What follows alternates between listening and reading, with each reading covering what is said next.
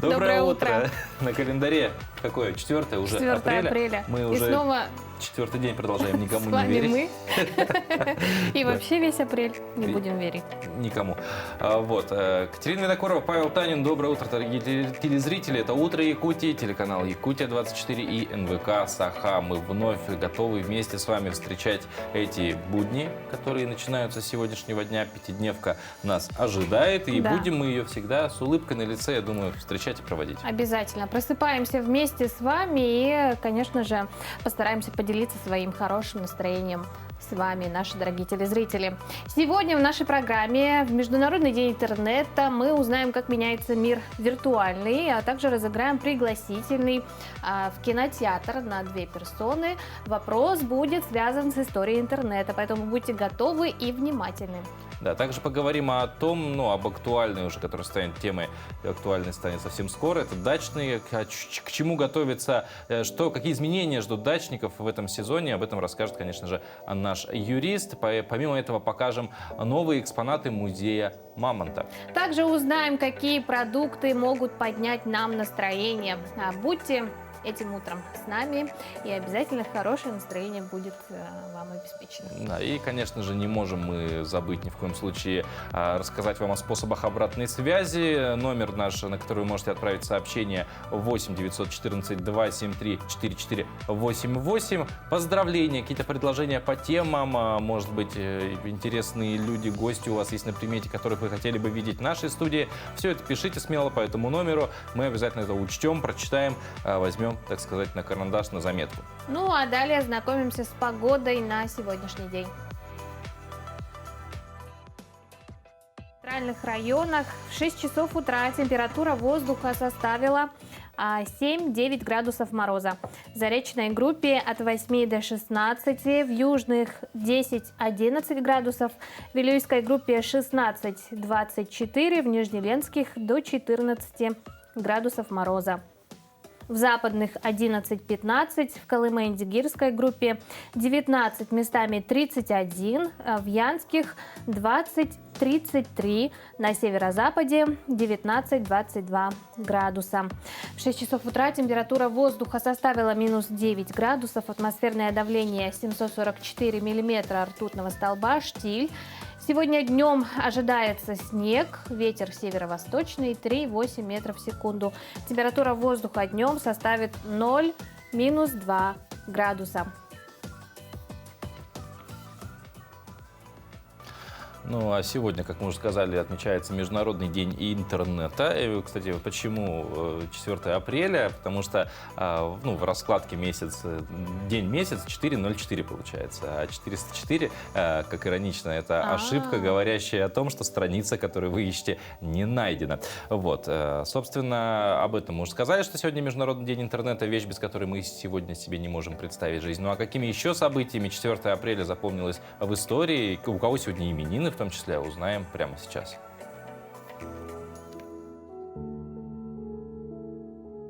На календаре 4 апреля.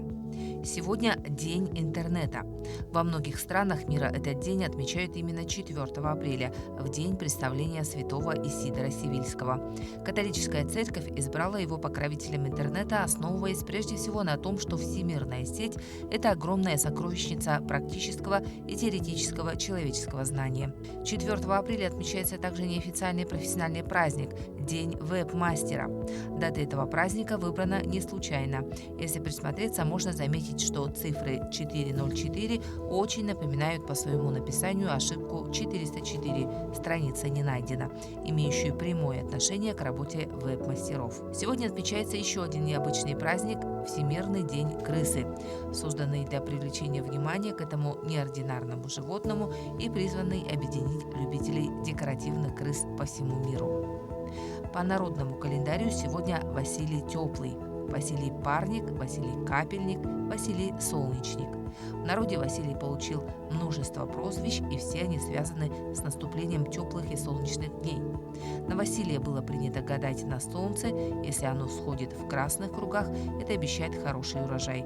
Наблюдали и за небом. Синие облака в нем предвещали тепло и дождь. Этот день в истории. 1833 году в этот день в Петербурге вышла газета с рекламой романа Пушкина «Евгений Онегин». Газета «Северная пчела» поместила объявление: «Поспешаем известить любителей отечественной словесности, что Евгений Онегин, коего главы изданы были отдельными книжками, нынче отпечатаны особо, вполне. Радуемся за всех читателей». В 1932 году в этот день американский ученый Кинг впервые выделил витамин С – аскорбиновую кислоту. В 1927 году венгерский биохимик Альберт Сендьори выделил вещество, которое, как впоследствии доказал Кинг, было необходимо организму для предупреждения цинги. После 5 лет кровопролитных исследований Кинг выделил из лимонного сока это вещество, названное позднее витамином С.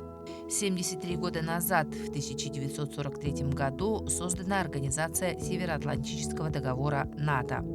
По словам генерального секретаря Андерса Фог Расмуссена, организация была создана для защиты Европы от советского вторжения.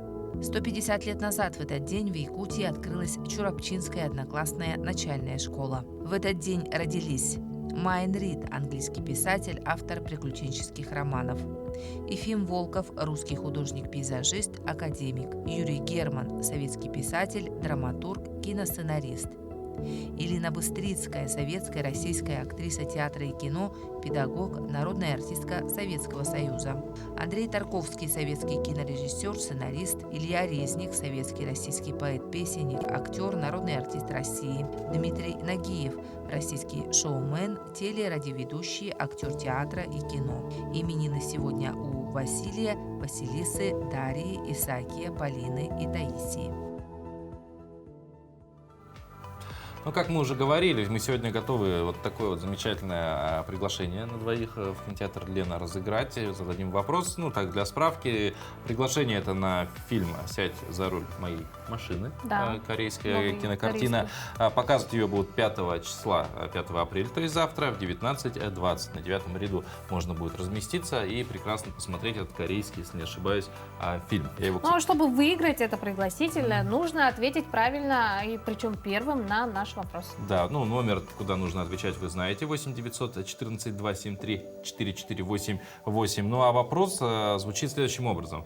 В принципе, в массы интернет в Якутии начал входить, ну, где-то в конце 90-х годов, примерно вот с этим можно периодом связать. То в нулевых уже как бы плотно люди начали подключаться к сети и так далее. В связи с этим вопрос.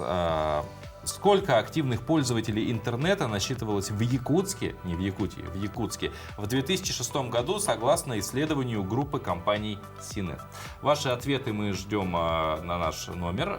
Присылайте их. В конце передачи мы, конечно же, скажем правильный ответ и скажем, конечно же, кто победил. Да, в течение нашей программы. Так что принимайте активное участие, шустрите интернет, если хотите. Главное, правильно ответить нам первыми. Ну а об истории развития интернета в Якутии, о том, какие изменения сейчас происходят в этой сфере, мы поговорим с нашим гостем Георгием Андреевым, заместителем министра инноваций, цифрового развития и инфокоммуникационных технологий Республики. Георгий Петрович, доброе утро. Здравствуйте, Екатерина. С праздником вас получается. Да, вас тоже, да? С нашим всеобщим. Ну вот, как мы уже сказали, да, в 90-е годы примерно вот началось развитие доступа, будем говорить, в интернет среди населения. Какова доступность интернета сегодня в Якутии? Ну, интернет сейчас доступен везде с помощью спутниковых технологий. Конкретно сейчас можно говорить о том, что около 400 населенных пунктов включено через оптику. Да? То есть это самый главный качественный параметр. Остальные села сейчас временно включены по спутнику. Да? Мы вообще планируем, что по тем темпам, которые сейчас у нас идут, да, вот в прошлом году подключено 72 населенных пункта по оптике, к оптике именно. Да? И с такими темпами мы добьем вот все по связи, все северные оптические улусы, да, примерно в 2025 году. Да, то есть нам в этом году еще также, нам в 2025 году также планируют Севморпуть строит оптический канал из Владивостока по Северному Балтийскому пути, да, транспортному. Ну, к нему можно будет. Да, к нему мы уже подключим прибрежные населенные пункты, да, это вот Тикси в основном. Ну, то есть сейчас пока, да. Ага. То есть я вот хочу уточнить, 25-й год, вы говорите, мы говорим о том, что, ну, грубо говоря, 100% подключение населенных пунктов будет. Да, но Ну, сейчас... к разным да, типам. да, но то в есть данный спутник и момент так вот далее. 91% имеет доступ к интернету через оптику. Вот, да.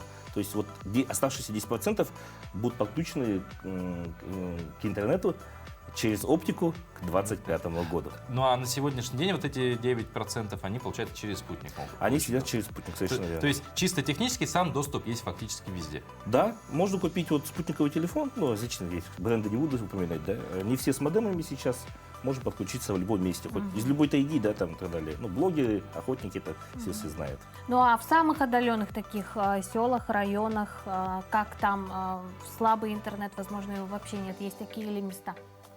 Ну, все познается в сравнении, да. Над Якутией сейчас 6 спутников, которые предоставляют провайдерские услуги по республике через различные системы. Где-то, смотря, все зависит от принимающего оборудования и от провайдера, который работает на месте, да. Где-то, ну, опять же, цены тоже разные у всех провайдеров. Ну вот интернет, мы понимаем, что само слово-то из себя ничего не представляет, сам интернет все-таки сервисы, платформы и так далее. Есть ли какая-то статистика, чем больше всего сегодня в интернете якутяне пользуются, какие-то площадки, платформы, сервисы наиболее популярны среди нашего населения? Ну, самый большой объем трафика – это обмен видеоинформацией, да. Не буду говорить, это что за сервисы, да, но действительно вот, ну, сам по себе вот видео очень тяжелое, и поэтому играет превалирующую роль в самом трафике. Это, наверное, 70-80% это видеопотоки. Ну, видеохостинги всякие, стримы, да, возможно. там, ну, различные видео через мессенджеры, ну и так далее. Вот, допустим, сейчас вот в связи с тем, что Telegram очень сильно развиваться стал, впервые Telegram обошел по трафику WhatsApp, да, но именно за счет того, что там видео популярно. А WhatsApp стал больше пользоваться как текстовый мессенджер. Ну вот говоря про соцсети, опять же, вопрос такой, да, сейчас наша страна начинает отдавать предпочтение отечественным каким-то платформам, площадкам, и при этом мы знаем, что в Якутии, в принципе, IT-индустрия очень неплохо так развивается, то есть у нас есть и IT-парки, у нас очень много всяких проектов. Есть ли вообще возможность, вероятность, на ваш взгляд, что наши разработчики якутские могут заявить себя именно на поприще социальных сетей? Я чуть по-другому отвечу, да. Все же, Георгий Петрович мне подсказывает, наши коллеги. Сейчас нас ждет небольшая пауза короткая, после нее мы вернемся и продолжим. Сохраним интригу, да, и продолжим.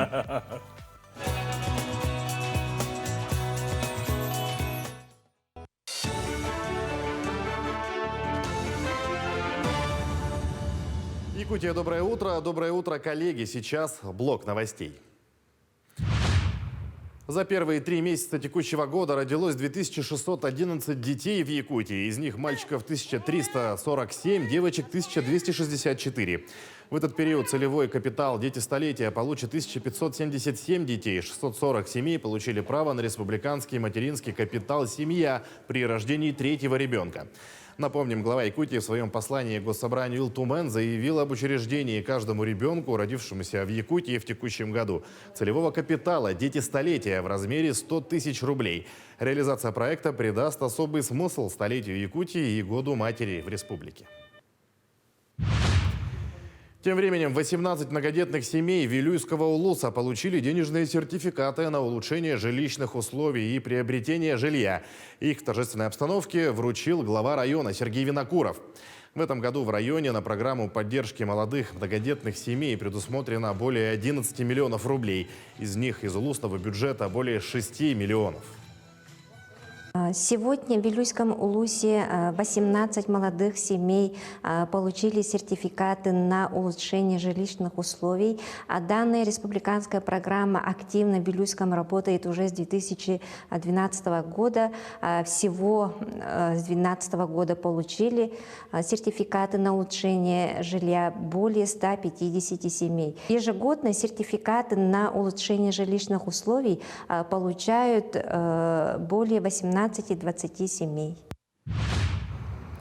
Мобильный офис соцгазификации заработал на Комсомольской площади в Якутске. Ранее выездной прием заявок проведен в селах Хатасы, Чурапча, Намцы и в Мархе. Так, по словам заместителя руководителя управления газораспределительных сетей Моисея Ефимова, услугами мобильного офиса уже воспользовались более 200 человек. Пункт продолжит работу на Комсомольской площади каждую субботу с 12 до 16 часов. В ближайшее время мобильный офис посетит Мегино-Кангаласский район. Мы по результатам двух инвентаризаций сформировали перечень объектов наших жителей республики, да, которые вошли в 2022 год. В этом году планируется газифицировать более 2000 домовладений. Да, вот эти все жители у нас включены в региональную программу газификации, которая находится сейчас в Министерстве промышленности и геологии нашей республики. И по плану мы должны в этом году газифицировать более 2000 домовладений. В Якутске презентовали книгу рождения новой сказки «Алаби». Мероприятие провели в честь Международного дня детской книги. Его участниками стали ученики 2 класса школы номер 2.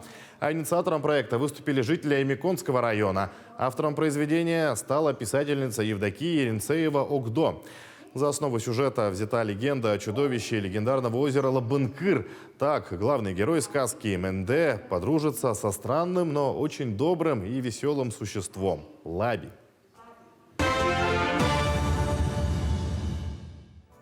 Ну а до перерыва мы задали вопрос нашему гостю о том, могут ли якутские разработчики заявить о себе. На поприще социальных сетей. Именно. Да, Георгий Петрович.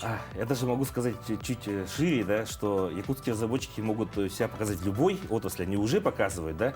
И что примечательно, с сегодняшнего дня при помощи правительства началась программа по поддержке республиканских IT-компаний, да, было выделено 300 миллионов рублей. И если у вас есть IT-компания, или вы занимаетесь этим больше полугода, да, вы можете получить поддержку в размере от 5 миллионов рублей. Да. Ну, это неплохие суммы, на самом Да, деле. и вот использовав эти деньги, вы можете разработать практически любые ваши IT-стартапы. Да? Ну, если учитывать, что общая сумма 300 миллионов, это больше 50, около 50 компаний получат поддержку. Вот в нашем IT-парке, Ленина 1, да, находится около 110 компаний резидентами. То есть чисто гипотетически половина из них может получить Да, поддержку. совершенно верно. Георгий Петрович, и последний, наверное, вопрос, завершая нашу беседу. Да, мы поговорили про развитие именно доступа в интернет и так далее. А вот на ваш взгляд, каким вы видите вообще, в принципе, развитие интернета в будущем? Не обязательно якутского, а вот в глобальном смысле. Он будет основан именно на технологии, на большем пропуске трафика. То есть сейчас мы должны говорить о формате 5G. Да? Самое интересное, что у нас на Нежданинском месторождении уже работает технология, оборудование работает по технологии 5G. Оно более такое, формат сам по себе очень широкий, да, и мы даже сейчас даже не представляем, какие возможности перед нами новые возникают. Сейчас, получается, в Якутии уже эта технология тестируется. Это здорово, не может не радовать. То есть это дополненная реальность, виртуальная реальность, очки, 3D-глаз от различных компаний, да? Возможно, мы будем идти по улице, и у нас будет это все в реальности. Сейчас очень многие эксперты ожидают отмирания смартфонов как устройства. То есть раньше же его не было буквально 10 лет назад, никто даже не думал об этом. Устройством выхода в интернет был компьютер.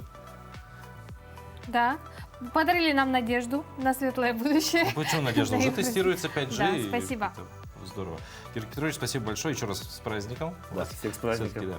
Ну а мы двигаемся. Говоря про местных разработчиков, продукция якутских производителей становится востребованной на российских рынках в условиях санкций западных стран, заменяя импортные аналоги. Вот разработчики роботов-уборщиков Fedroid по заявкам заказчиков приступили к глубокой модернизации своей продукции. При этом по цене они в 10 раз дешевле зарубежных. До этого роботы-дезинфекторы Fedroid Photon успешно прошли апробацию на объектах РЖД в Нерюнгри, и железнодорожная компания заинтересовалась их поставками. Устройство делается из простых компонентов, которые доступны на рынке, которые легко заменяются российской компонентной базой, то, что легко добывается на территории России, и производить данную технику можно в городе Якутске. Что из больших плюсов, у нас есть предзаказы до нескольких сотен этих устройств. И мы сейчас проводим модернизацию роботов ведроид-мойщиков, это роботы-уборщики полов, и роботы-дезинфекторы. В первую очередь мы, конечно, рассчитываем на модернизацию наших больших роботов, потому как на них есть большой, колоссальный спрос на рынке России, а также он имеет высокий экспортный потенциал. А ученые назвали тем временем продукты, которые могут повышать настроение, причем такому на качественном достаточно уровне. И поверьте, макароны и мороженое здесь вообще ни при чем. Как правило, для поднятия настроения человек стремится к углеводам, говорят ученые. Это вот мороженое, торты, пирожные, ну или же макароны, как я уже сказал. Однако эта еда, она как бы дает комфорт человеку вроде бы, но не организму, далеко не организму. Наука говорит о том, что для подъема настроения лучше съесть не мороженое или макароны с сыром, а, к примеру, зеленый салат. Однако, поскольку овощной салат не вызывает такого мгновенного прилива удовольствия, как сладкая еда, люди просто не ассоциируют такую пищу с хорошим настроением. При этом специалисты предупреждают, что если вы один раз попробуете салат или куркуму, это не улучшит вашего настроения. Но если эти специи и продукты станут постоянными в употреблении и частью образа жизни, если вы каждый день будете добавлять в еду чеснок, посыпать пищу специями, есть больше овощей, бобовых, семян, орехов, со временем ощутите обязательно разницу. Ну вот дело привычки, мне кажется. Дело привычки говорить правильно слово. Куркума. У нас особое отношение с этим словом. Ну а говоря про хорошее настроение, для большей уверенности на этой неделе мы предлагаем ознакомиться с астрологическим прогнозом на ближайшие 7 дней, который, я думаю, много хорошего сулит нам всем.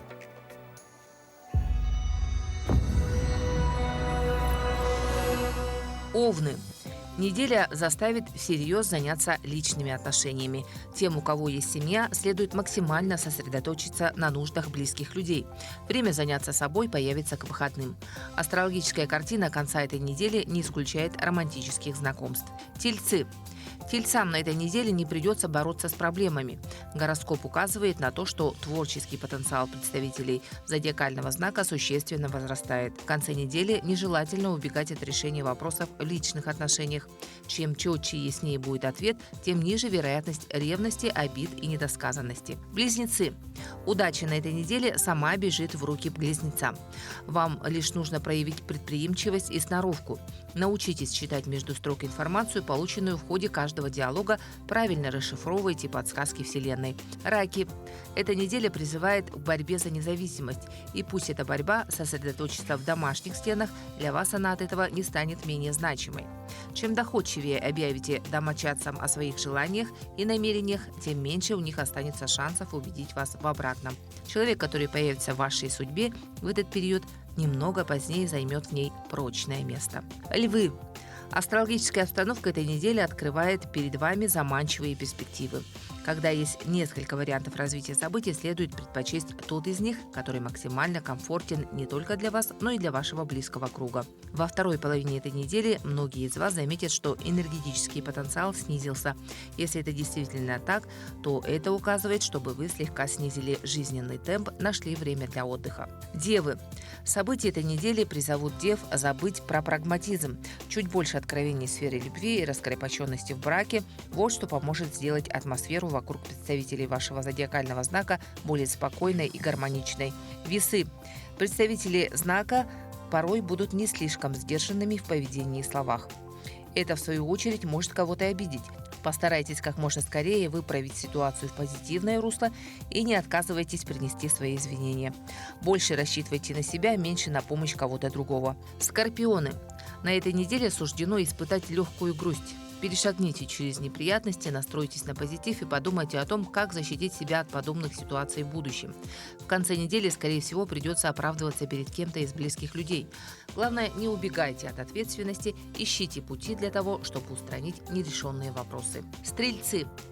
На этой неделе может поступить материальная помощь или предложение, связанное со сферой финансов.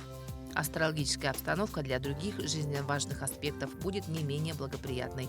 В ближайшие дни стрельцы заметят приятные перемены в личных делах, устранят разногласия в браке, найдут слова, чтобы достучаться до близкого человека. Козероги. Неделя благоволит любым начинаниям козерогов. Особенно хорошо у типичных представителей знака будут удаваться дела, в которых можно применить врожденную харизматичность. Для хозяйственных дел эта неделя подходит не лучшим образом. Любой процесс, который вы наметите начать в домашних стенах, займет гораздо больше времени, чем изначально предполагали. Водолеи. На этой неделе следует тщательно оберегать конфиденциальные сведения. В жизни многих водолеев наступает решающий момент в личных делах. Одинокие представители зодиакального знака получат шанс услышать заветное «да». Семейные водолеи с удивлением обнаружат, что страсть внутри супружества никуда не исчезла. Возможно, она разгорится с удвоенной силой, если подкинете в этот камин пару романтических поленьев. Рыбы. Интеллектуальная составляющая рыб на этой неделе будет на высоте. Ищите максимально правильное и полезное приложение возросшей энергии. Избегайте утопичных идей. Верьте фактам, интуиции и тому опыту, что скопили за жизнь. Совещаться с кем-либо не стоит, так как мнение посторонних людей в этот период будет лишено объективности.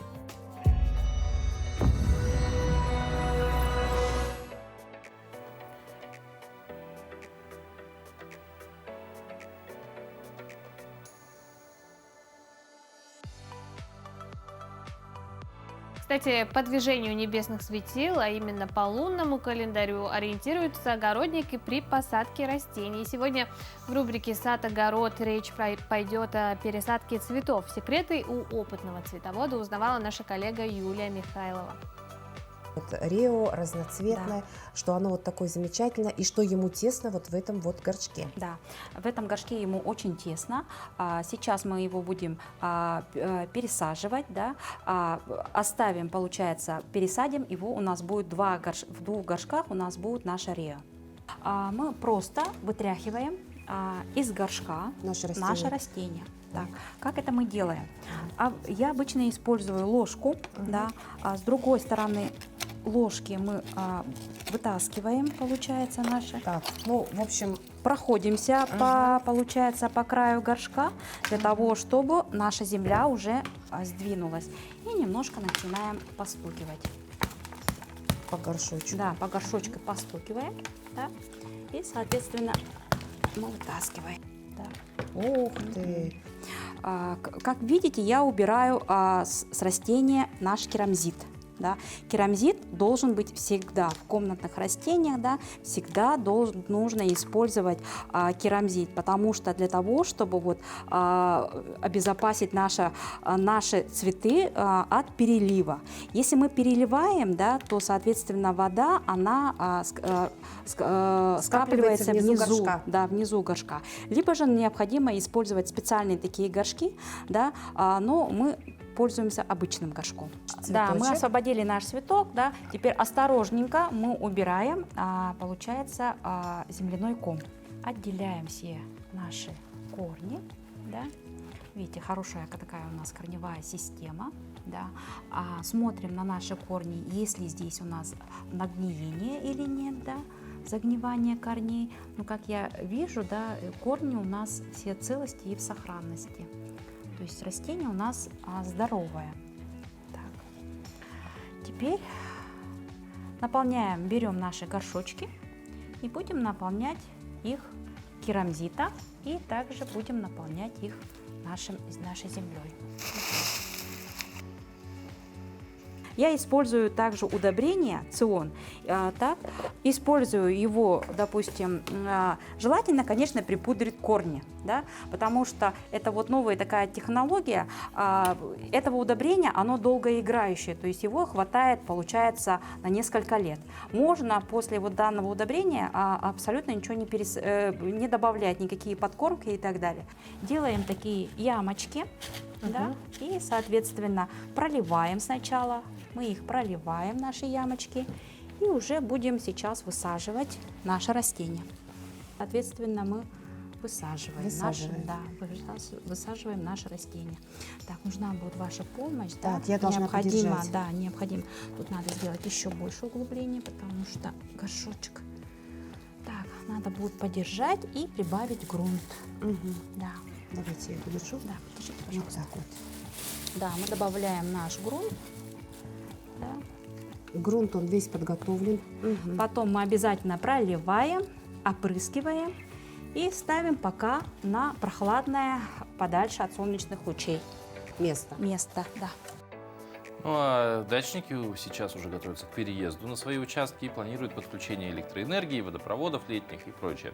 Какие же изменения произошли с этого года и для дачников, ну, чего ожидать, расскажет наш юрист. Доброе утро, дорогие друзья! Итак, весна, все цветет, ну, почти, пока только на окошке, но скоро уже можно выбираться на дачу. Ну, а если вы любите на даче бывать и зимой, но препятствием этому является холод, то я хочу вас порадовать. Теперь можно подключиться к электроэнергии без согласия СНТ. Да, вы имеете право обратиться сразу к снабжающей организации. При этом сетевая компания, выполняя заявку, теперь обязана довести электроэнергию до границ дачного участка, а не до границ СНТ, как это практиковалось ранее. При этом сохраняется льготный тариф для подключения 550 рублей. Но нужно учитывать удаленность от источника энергии, там могут быть немножко другие рассчитываться тарифы. Таким образом, у дачников появляется возможность подключиться к электросетям напрямую, заключив отдельный договор с электрокомпанией. Это позволяет не зависеть от других членов СНТ, не платить по их долгам. К заявке нужно приложить справку или книжку участника СНТ, а также документы о технологическом присоединении СНТ к электросетям. То есть обращаемся в СНТ, берем документы о том, что вы являетесь его членом, берете документы о том, что у них все оформлено для подключения к электросетям, и смело идем в электроснабжающую компанию подавать заявку. И у нас будет электричество, а значит, на дачу можно приехать гораздо раньше. Ну, а вторая новость менее хорошая. Dорогие друзья, нужно проверить ваши документы на дачный участок. В наступившем году владельцу дачных участков следует также обратить внимание на то, какие документы на владение у него имеются. Например, дачный участок поставлен на учет в Едином государственном реестре, и у хозяина есть выписка об этом. А вот документы, подтверждающие право собственности, не имеются. Чтобы понять, правильно ли оформлен у вас дачный участок, берем выписку из ЕГРН и читаем. Если в строке статус записи об объекте недвижимости указано временный, следует побеспокоиться, поскольку с 1 марта будут исключаться временно учтенные объекты. Нужно его срочно дооформить. То есть временные объекты, они существовали до 2015 года, когда было разделение о государственной регистрации недвижимости, то есть кадастровый учет был отдельно от учета права собственности. В 2015 году их объединили и дали время для того, чтобы все успели внести изменения. Поэтому, если у вас временно учтенный земельный участок, необходимо дооформить документы. Ну а здесь поможет дачная амнистия, которая действует до 2031 года. Поэтому поспешите, посмотрите свои документы. Если чего-то не хватает, ну, обращаемся в многофункциональные центры с документами. Нам всего нужно, получается, техплан на владение, и кадастровый инженер его может подготовить, и правоустанавливающие документы на владение. То есть всего 2 документа, и по дачной амнистии можно оформить ваш земельный участок. Хорошего дачного сезона всем! Это «Утро Якутии», и я напомню, что в начале передачи мы объявили вопрос, правильно ответив на который можно получить вот такой замечательный пригласительный в кино, ну, мы будем на сленге разговаривать, пригласительное в кино, в кинотеатр Лена на кинофильм «Сядь за руль моей машины», это корейская картина. Показ состоится 5 апреля в 19:20, 9 ряд, 12-13 места. В общем, удобные места, хорошая картина, все это вас ждет, если вы ответите правильно на вопрос. Вопрос звучит следующим образом. Сколько, согласно исследованию группы компаний Синет, насчитывалось активных пользователей интернета в Якутске в 2006 году? Свои ответы присылайте на номер 8 914 273 4488. Этот номер же вы видите и на экране сейчас. И первый, кто пришлет правильный ответ, получит, вот еще раз напомню, вот этот замечательный билетик пригласительный на двоих. Он рассчитан на человек, как я уже сказал, 12-13 место 9 ряда. Кстати говоря о корейском кино, в одном из торговых центров нашего города на днях появилась огромная 4-метровая кукла из популярного южнокорейского сериала «Игра в кальмара». Кукла сделана из пенопласта, эпоксидной смолы и стеклоткани. Создатель куклы – местный косплеер Аял Федоров, который стал известен ранее тем, что изготавливал макеты кораблей в натуральную величину из киновселенной «Звездные войны». Кукла поворачивает голову и поет. Как сообщили в администрации торгового центра, посетителям нравится новый экспонат, и многие с удовольствием фотографируются рядом с ним и снимают видео. Правда, одна из посетительниц пожаловалась, что ее ребенок испугался персонажа из известного фильма. Ну а повлияла ли установка необычной куклы на покупательскую активность и посещение торгового центра, пока непонятно. Но, кстати, вот с последним я бы наоборот поспорила. Посещение торгового центра, я думаю, люди все-таки чаще стали его посещать, потому что даже среди моих знакомых прям люди с детьми, мои подруги рвутся показать детям куклу. Да. Главное, чтобы посетители не начали играть в игру «Кальмар», знаменитую вот эту. Ну, говоря про кукол, дизайнер из Краснодара Любовь Робертс в прошлом году открыла музей, который посвящен одной из самых известных в мире кукол. Это Барби. У коллекционера сегодня насчитывается более 1000 кукол. Первые куклы у Любови появились в 3 года. 2 Барби и 1 Кен. Это был подарок родителей, с которого и началась любовь девочки к куклам. С детства я очень бережно относилась к ним. Я всегда думала, что я их обязательно сохраню. И потом вот что-нибудь придумаю с ними обязательно. И я когда смотрела журналы, я всегда вдохновлялась, как там красиво все показывали, как будто она жила, там домик, вот она там на прогулку собиралась. Мне хотелось это так же, как в журнале, воспроизвести. Подаренная родителями первая кукла Барби, Butterfly Princess, так и осталась самой любимой для Любови. Теперь это визитная карточка музея. К одетой в платье с бабочками кукле можно прикоснуться цветочком-магнитом, чтобы бабочки начали двигать крыльями. В музее преобладают экспонаты 60-х и 90-х годов. Любовь признается, что куклы этого периода всегда казались наиболее привлекательными. Я сама творческий человек, я рисую, и мне нравятся все эти образы. Ее вот, и, наверное, какая вот она была именно старой Барби, я поэтому очень хотела собрать 90-е, потом уже первые 60-х годов. Потому что они какой-то вот, они какие-то волшебные. У девушки за всю жизнь собралось много кукол, домиков и аксессуаров. Однако для музея этого было недостаточно. Чтобы исполнить свою мечту, Любовь докупила многие экспонаты. Встреча с Барби стала судьбоносной для Любови, ведь даже ее имя Барбара Милисент Робертс девушка теперь использует в качестве своего творческого псевдонима. Сейчас в музее проводят экскурсии, где рассказывается об истории кукольного бренда. Есть место, где можно поиграть с куклами Барби. На отдельной полке расположены экспонаты, которые можно приобрести. Заведение постоянно развивается, а коллекция продолжает разрастаться. Ну а в наших музеях экспонаты посерьезнее, чем куклы Барби. Уникальные доисторические останки древнейших животных, обитавших на территории Якутии, выставили в музее мамонта Северо-Восточного федерального университета. Это не только туши и останки мамонтов, но и исторические предки нынешних домашних животных. В музее побывала наша съемочная группа.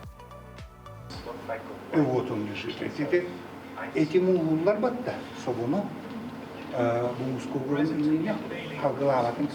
Вот примерно такую же схему мы сделали.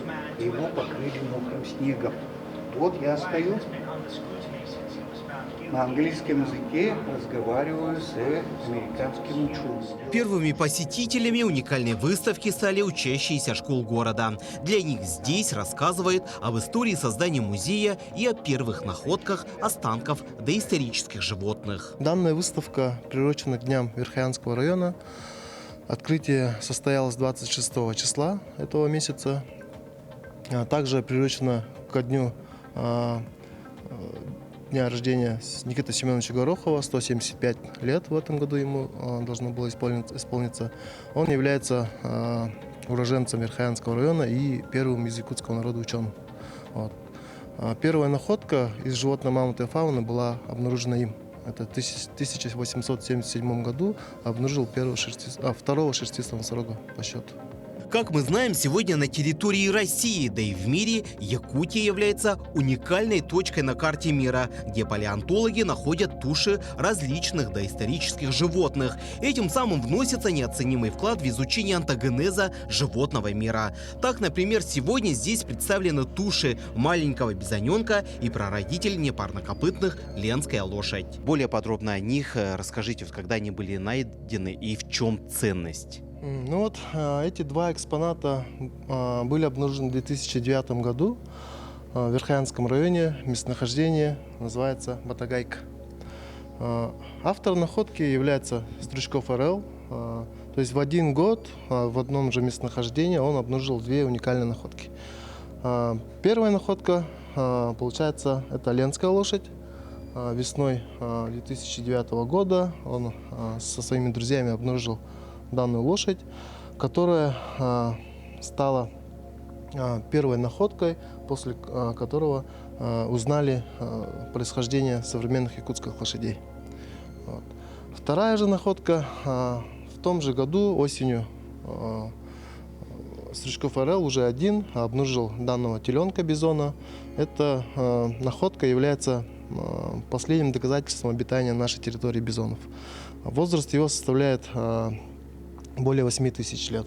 Еще один уникальный экспонат – туша маленького жеребенка, которая сохранилась в первозданном виде. По словам ученых, жеребенку было всего 1,5-2 недели от роду. Ранее его не экспонировали посетителям. Теперь любой посетитель музея может увидеть его через стекло, а сам экспонат лежит в холодильной камере. Дмитрий Тымыров, Павел Пахомов, Якутск. Такие экспонаты в прекрасной сохранности даже спустя тысячи лет, возможно, благодаря нашей вечной мерзлоте. Кстати, именно используя мерзлоту в Якутии, хотят создать резервное крупное криохранилище семян растений, которые впоследствии заменят иностранный семенной фонд.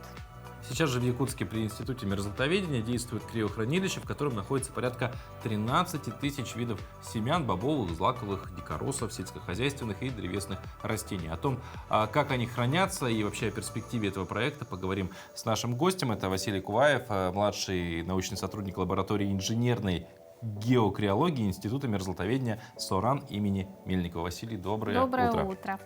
Расскажите, для чего изначально и когда было создано криохранилище у нас в Якутии?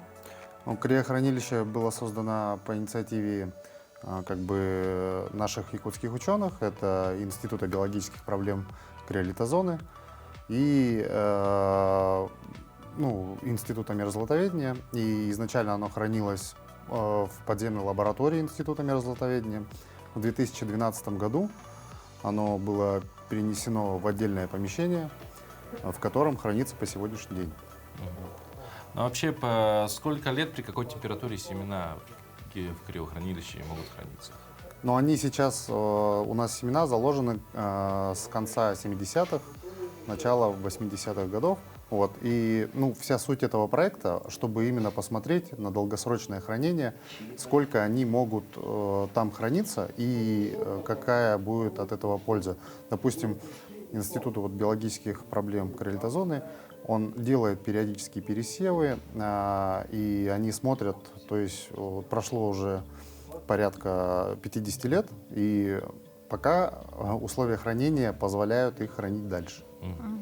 Вот как раз-таки, да, про постоянную температуру нужна ли какая-то дополнительная специальная поддержка? Да, условий? вот наша основная цель Института мерзлотоведения – это техническая. То есть к нам обратились, чтобы мы создали условия для их хранения. Вот биологи, они у них есть предположение, их доказательства, да, то, что оптимальная температура хранения – это -6, -8 градусов. И наша цель Института мерзлотоведения – создать такие условия.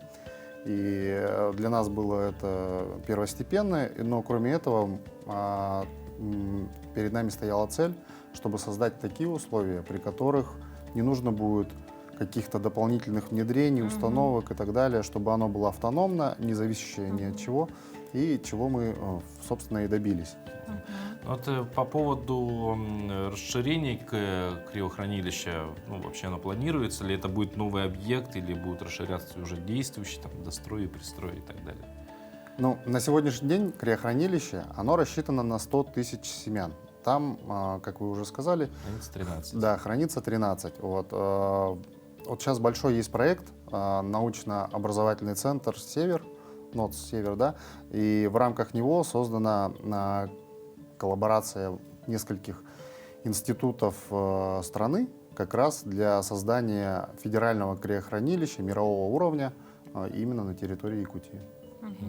А с какими-то вот научными учреждениями других стран или регионов ведутся сотрудничество? Конечно, вот как я уже сказал, в рамках НОЦ «Север» мы ведем сотрудничество, ну, в первую очередь, это с институтом Вавилова растениеводства в Санкт-Петербурге. Ну, кроме этого, еще также в Краснодаре, во Владивостоке, Новосибирске. Как бы у нас большая компания, ну, в смысле людей, которые занимаются этой проблемой, и в коллаборации мы пытаемся это решить. Но с другими странами я не совсем компетентен в этом вопросе, да, потому что это все-таки я занимаюсь больше технической частью, а не растениями. Вот, завершая нашу беседу, мы вначале сказали, что да, планируют создать, да, какое-то криохранилище, которое позволит, ну, грубо говоря, полностью независимым семенной фонд создать. Когда это будет возможно, вообще позволит реализация проекта в полном объеме действительно отказаться от семян зарубежных и жить как бы все на своих Каких-то привозных. Ну, это одна из перспективных задач, но это должна быть такая государственная политика, в которой будет заложено, вот на данный момент, как уже сказано, да, криохранилище используется только, ну, на 15%. Ну, мы самостоятельно, конечно, наши якутские ученые пополняют коллекцию, но это небольшой такой процент. А в основном это зависит от поставок из, ну, других регионов. То есть нам нужна коллаборация с другими институтами. Василий, спасибо большое, что в нашу студию сегодня пришли, рассказали про действительно интересный проект. Я думаю, что многие телезрители вообще не знали, что такое есть на территории республики. Я, кстати, там один раз был, спускался туда. Ну, желаем успехов в научной работе и, собственно, в развитии, в реализации проекта. Да, повезло тебе, я еще не была. Думаю, что мы еще с вами увидимся. Будет повод. Спасибо. Хорошо, приходите. Ну а далее мы передаем слово нашим коллегам из информационной службы, после чего продолжим. Оставайтесь с нами.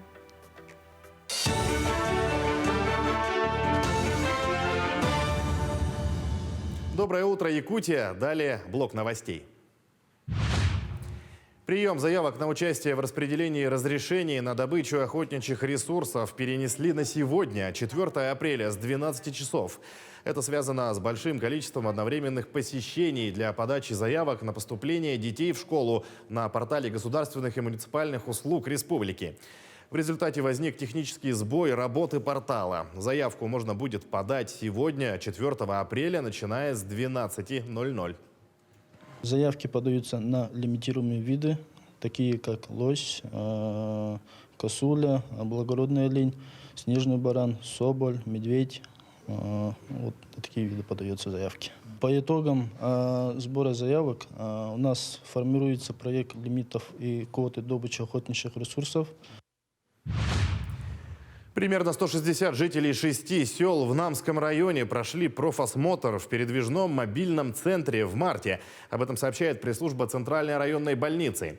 Всем желающим оказали полный комплекс услуг. Измерение роста, веса, артериального и внутриглазного давления, определение физического развития, проведение экспресс-анализа холестерина и глюкозы в крови, ЭКГ, осмотр акушерки, врача-терапевта. Пациентам даны рекомендации по коррекции факторов риска и формированию здорового образа жизни, говорится в сообщении.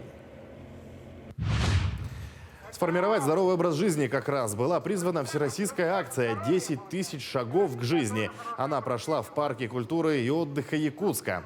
Оздоровительное мероприятие приурочили ко Всемирному дню здоровья. Задача акции – приобщить как можно больше людей к здоровому образу жизни и двигательной активности. Пройти 5-километровый маршрут решили как спортсмены, члены скандинавских клубов ходьбы, так и любители, да и все желающие. В программу мероприятия включили и тренировку от именитых спортсменов, чемпионов по боксу, кикбоксингу и борьбе. Почему 10 тысяч? Потому что это, оказывается, получается, физиологически совпадает с изменением уровня обмена веществ, скорости обмена веществ. И это дает колоссальное здоровье. Вот это прекрасная акция. И мы вот, наш родной парк, как раз, если один круг мы делаем по нашей тропе, получается 10 тысяч шагов. Вот почему мы каждый раз, когда проходим, получаем, оказывается, удовольствие. Это эндорфины, это серотонин, это работа мозга, это самочувствие, настроение. Видите, слышите, да, как настроение? Вот они даже предвкушают. И еще о спорте. Якутская «Заря» узнала соперника по стадии плей-офф чемпионата России по мини-футболу среди команд высшей лиги. В 1/8 финала подопечные Олега Марченко встретятся с «Зиком» из Екатеринбурга. Якутяне вышли в финальный этап турнира с 7-го места западного дивизиона. Что касается соперников, то они завершили регулярный чемпионат на 3-й позиции Восточной конференции. Напомним, победители и призеры высшей лиги определяются по итогам матчей на вылет среди 16 лучших команд 2 дивизионов. Первая встреча двухматчевого противостояния «Зари» и «Зика» состоится 9 апреля. К текущему часу это вся информация. Всего доброго и удачного дня. Спасибо, Сергей. Но у нас еще одна приятная, позитивная новость. Да.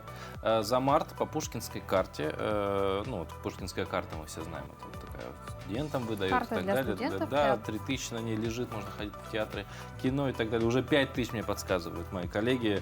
Я просто не студент, я не мониторю, сколько там денег на Пушкинской карте. Вот. И в Якутии в музее и театре по Пушкинской карте приобретено билетов почти на 1 миллион рублей. Это колоссальная сумма. Вот какие учреждения культуры вообще пользуются успехом по Пушкинской карте? Давайте узнаем. Доброе утро. С вами культурные новости.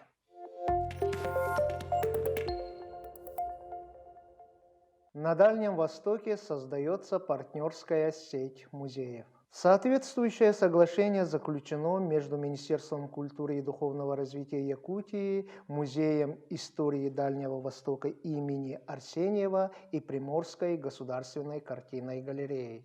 Этот шаг направлен на создание единого культурного пространства на территории Дальневосточного региона и включение искусства в российский общехудожественный процесс. В числе первых мероприятий в рамках соглашения станет открытие выставок в ауре космоса «Современное изобразительное искусство Якутии» и «Поход на восток. Остроги Сибири. Город Владивосток». В Якутии с 1 марта по 25 марта по Пушкинской карте был приобретен 1541 билет на общую сумму в почти 1 миллион рублей. Наибольшей популярностью у владельцев пушкинских карт пользуются Государственный театр оперы и балета и Саха-академический театр, продавшие билетов по картам на 317 тысяч и 280 тысяч рублей соответственно.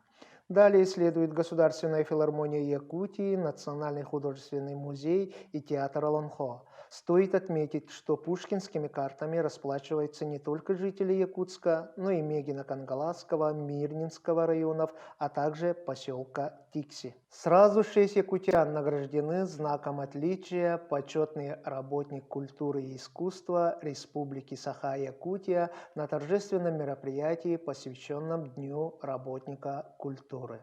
Высокой государственной наградой за многолетний добросовестный труд удостоены управляющий государственного ансамбля скрипачей «Виртуозы Якутии» Раиса Дмитриева, художественный руководитель государственного вокального ансамбля «Туймада» Светлана Иванова, главный специалист Чурапчинского улусного управления культуры Мария Герасимова, концертмейстер Дома народного творчества «Талба» Нюрбинского района Афанасий Маргусов, начальник Оленёкского районного управления культуры Надежда Николаева, директор Усалданской межпоселенческой централизованной библиотечной системы Варвара Акаемова.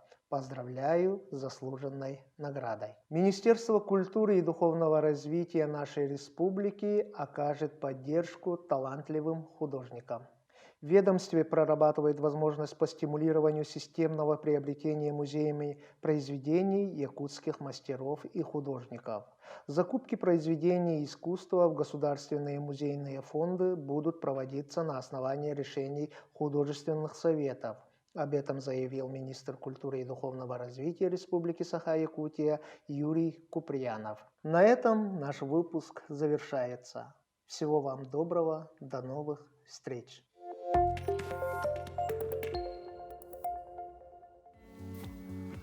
Ну что ж, вот такой новостью, аналитическими данными, скажем так, мы заканчиваем наш эфир. Ну и пришло время, конечно же, объявить... Самого приятного за сегодняшний эфир, да? Объявить результаты нашей викторины. Напомню, что вопрос был следующий, звучал он каким образом, да? Развитие интернета в Якутии связывают с концом 90-х годов, активное развитие началось примерно в нулевых годах, и понятно, что пользователей было изначально мало, но они все-таки были. И вот сколько активных пользователей интернета насчитывалось в Якутске в 2006 году, согласно исследованию группы компаний Синет. Это важная вещь, чтобы потом не было вопросов, что мы сами что-то придумали. Был один вариант, что это 100 тысяч человек, но это прям очень для того времени большой результат. И второй вариант ответа буквально пришел 5 минут назад. Номер заканчивается на 1940. 16 тысяч человек. Да, все верно. 15,9 тысячи было, по-моему, даже это Сахастат информацию давал, было в Якутске пользователей с подключенным интернетом, можно сказать. А мы поздравляем вас, победитель. Вы получаете билет пригласительный от кинотеатра «Лена» на 2 персоны. Да. Ну а завтра мы расскажем о том, по каким правилам производится перерасчет за отопление в домах. В гости в студию придет участник республиканского конкурса «Учитель года» и будет очередная рекомендация книги от Национальной библиотеки. В общем, много всего интересного. Будьте с нами. Завтра встретимся в это же время, в этом же месте.